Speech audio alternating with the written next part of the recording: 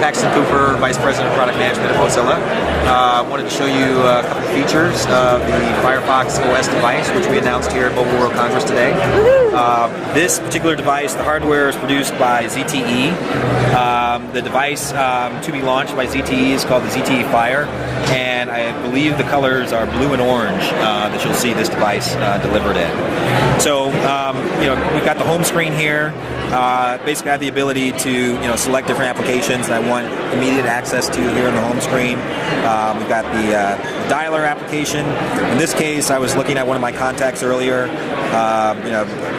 What we demonstrated here tonight was the fact that we've got pre-integration of social networks like Facebook and so on into the contacts application. I can actually go from the contacts app and view the Facebook profile of my friends, or actually send them a message or post on their wall. Obviously it's a smartphone, so I've got a basic dialer here where I can go and actually make a phone call. One of the unique features of Firefox OS is that we have enabled a capability called dynamic app search directly into the OS. And so by swiping left, you can actually engage the dynamic app search, which basically allows you to pick any topic, search for any topic, and pull up apps that have pre-populated that particular topic into them, and you can use them on a transient basis. The idea here is that on most smartphones you have, we've all done it, we have a lot of applications that we've loaded up onto our device. We maybe use them once or twice, and then we have no need for them, but as Jay said earlier, you have this graveyard of apps that are sitting on your device. In this concept, I can basically search.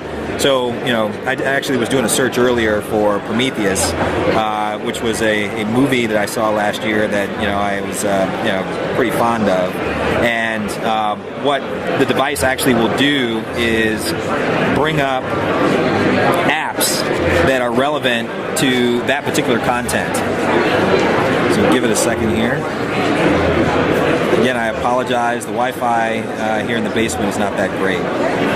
But what you would see if the Wi-Fi was working was basically apps populated here.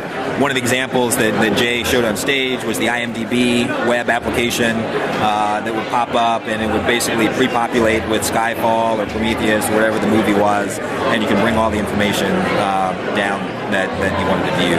So I'll go back here and show you some of the other apps on the device.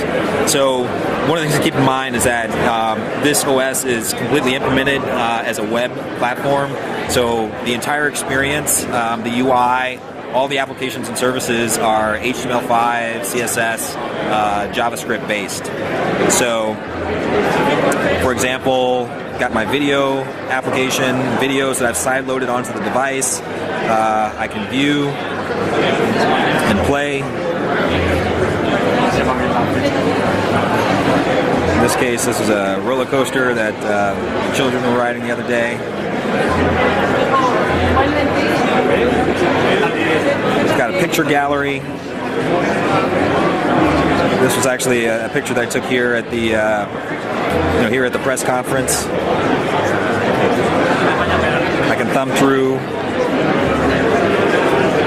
I've got a music player. Again, all these applications are implemented in HTML5. What about integration of Google services? Is that something that's going to happen on this OS? Specifically, things like Gmail or Gmail, G+. Yeah. So again, if it's implemented as as a web application, I can actually access it on this device. I can either access it through my browser, or I could store the application onto the device so that I can download content from it locally, store it locally, have access to it for later. Calendar application. I'm just kind of quickly going through all the basic things that you would expect. There's an email application, which may or may not boot up for me because I think it's gonna try and rely on the Wi-Fi. But I can author, compose a message. One of the other things that I think was demonstrated earlier was games. So this is the Pop-It application. And you're going to be using Nokia Maps for the mapping service as well. Correct.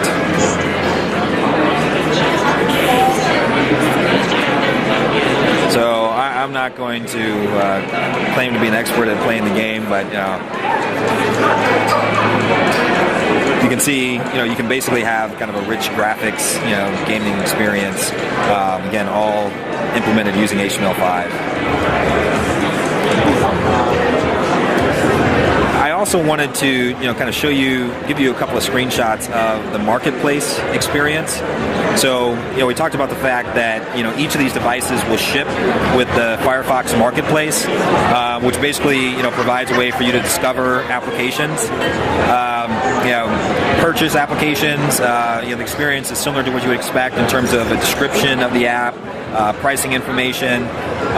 We basically, allow the user to create a unique PIN that they can use to tie to their payment credentials, so that they don't have to type in their credit card every time that they make a payment.